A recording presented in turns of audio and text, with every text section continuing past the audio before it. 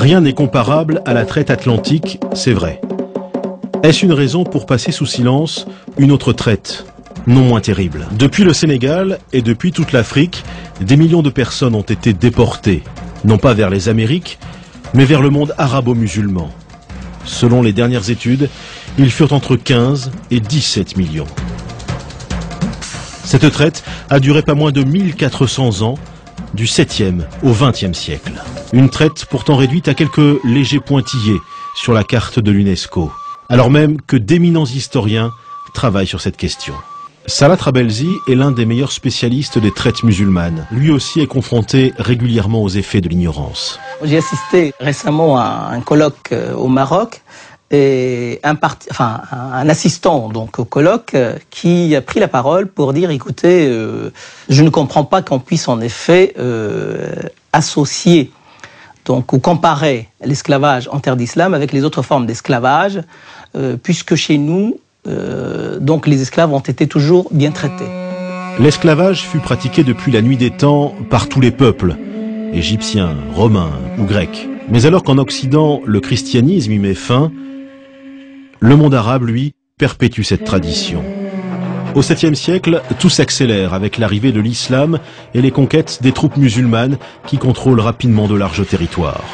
On sait que justement dès le début de l'islam, la crise ou la pénurie de main-d'œuvre était criante et que là aussi la conquête donc avait aussi comme motif, parmi les motifs de la conquête, il y avait aussi ce besoin de capturer des hommes et d'en faire des esclaves, d'en faire justement une main-d'œuvre donc susceptible d'être engagée dans les différents chantiers donc qui allaient être mis en place. À partir du 7e siècle, dans l'ensemble du monde musulman, les esclaves sont très vite omniprésents.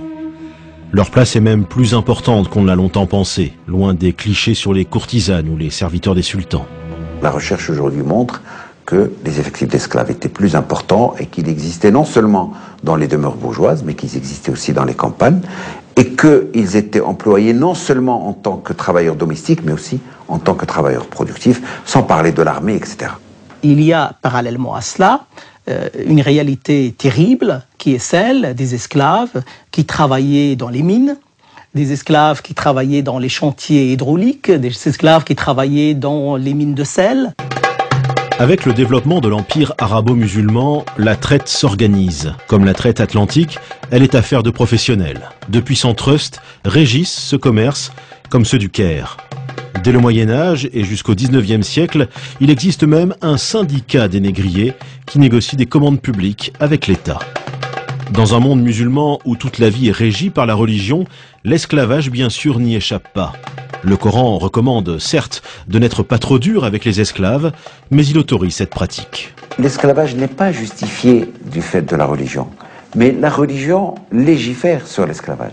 L'essentiel, c'est que c'est une société inégalitaire dans les faits, et cette inégalité est reprise dans les textes et légitimée par les textes, puisque le Coran parle en plusieurs termes des esclaves sans jamais remettre en question leur statut, et le contraire eût été étonnant, parce qu'à l'époque, il était, dans le paradigme de l'époque, il est impossible de penser ces sociétés sans esclavage.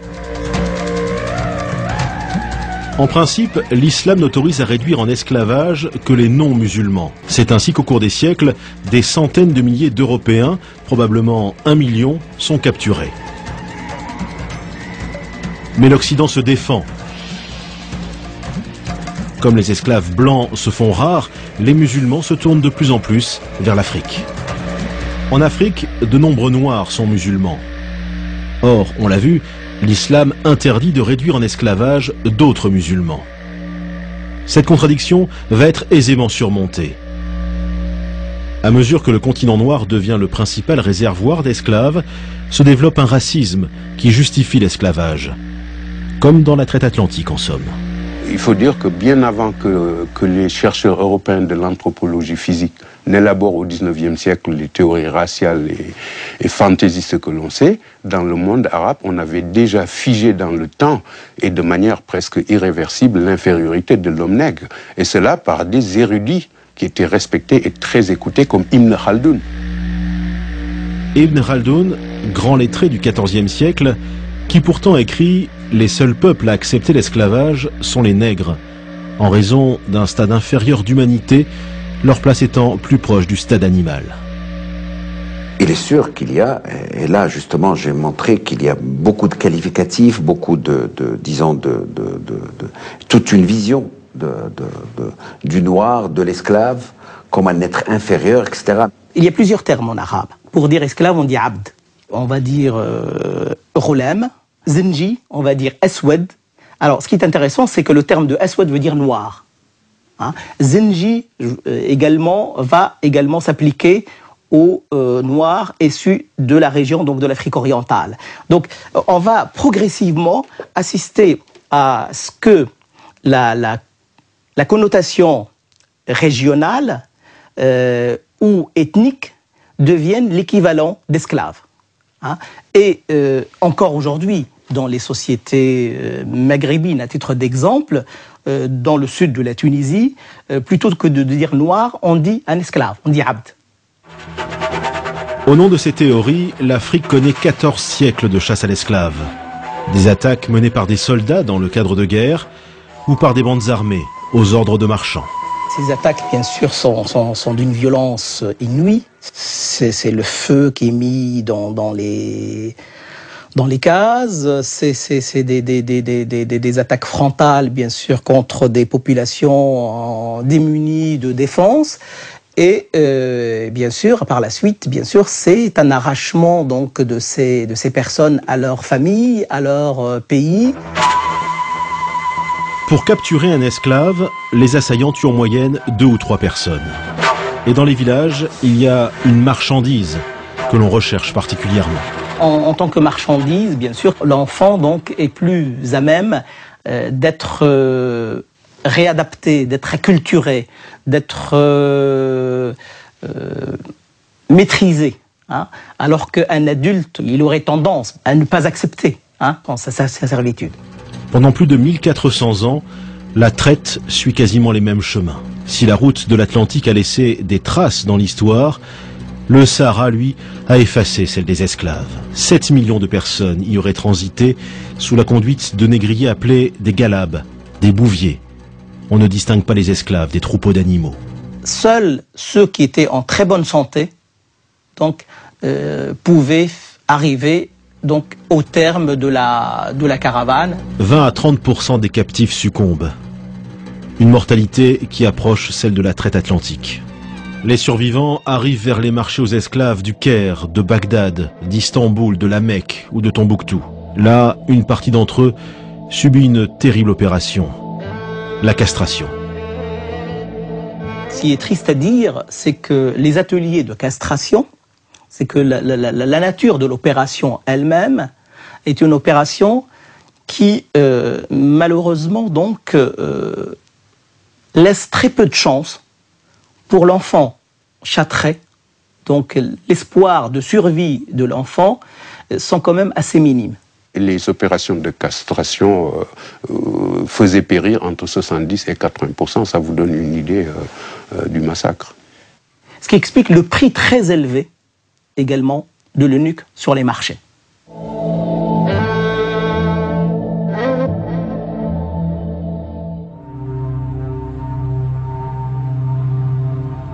Malgré sa cruauté, la traite orientale a duré jusqu'au début du XXe siècle, sans être remise en cause. On passe alors des dessins à la photographie. En 1880, des voyageurs anglais découvrent et photographient ces bateaux chargés d'esclaves.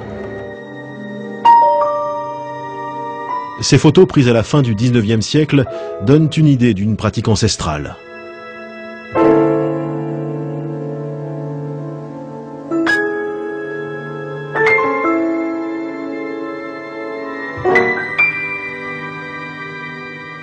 Ce cliché, tout aussi exceptionnel, montre des esclaves au travail, dans une plantation de clous de girofle. En 1830, 100 000 esclaves travaillent dans les plantations de Zanzibar. Historien de renommée mondiale, Ibrahima Thioub est l'un des rares Africains à travailler sur la dimension africaine de l'esclavage. L'un des rares a pointé la responsabilité d'Africains dans les deux traites, orientale et atlantique. Est-ce à dire que les esclaves tombaient du ciel? Il a bien fallu les produire.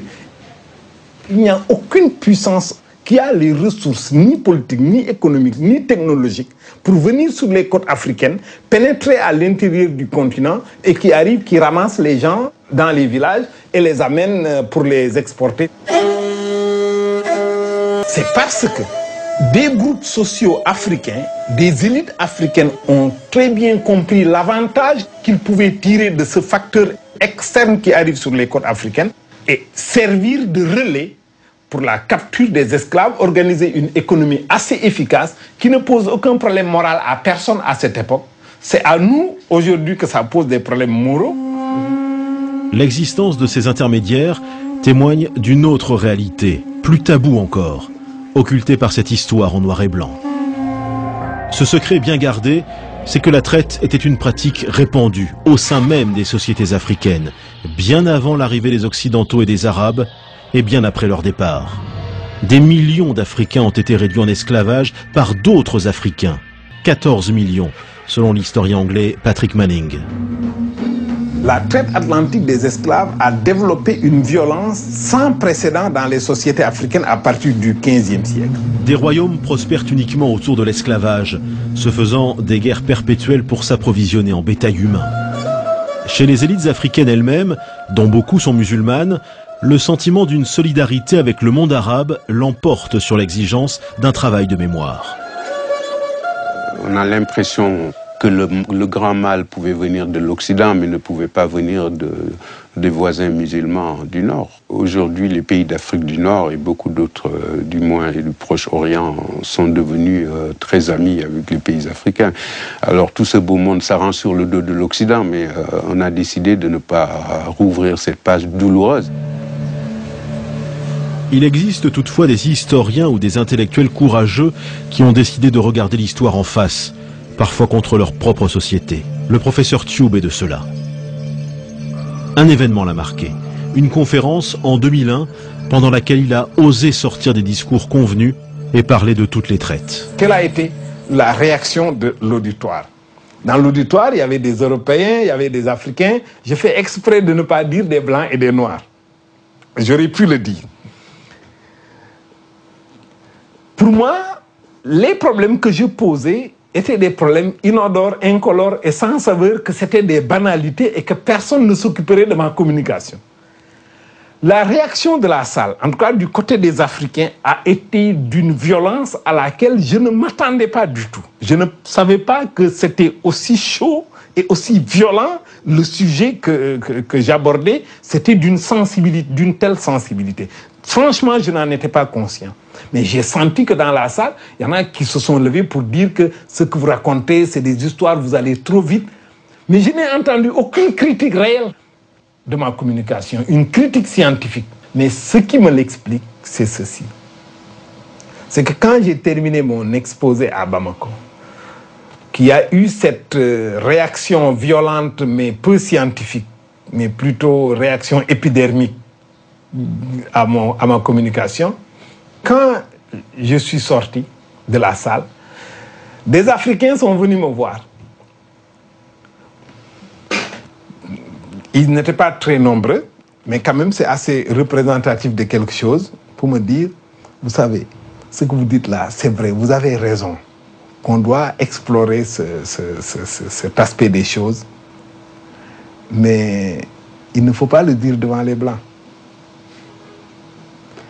Et les Européens sont venus me voir, en aparté toujours, pour me dire félicitations, monsieur.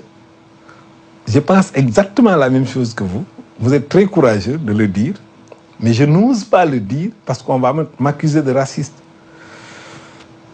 Après avoir écouté ces deux positions que je comprends très bien, je me suis dit, mais où sont les historiens? Il est grand temps de prendre le taureau par les cornes. Ibrahima Tube raconte sans doute une histoire trop complexe pour une époque qui a besoin de vérités simples.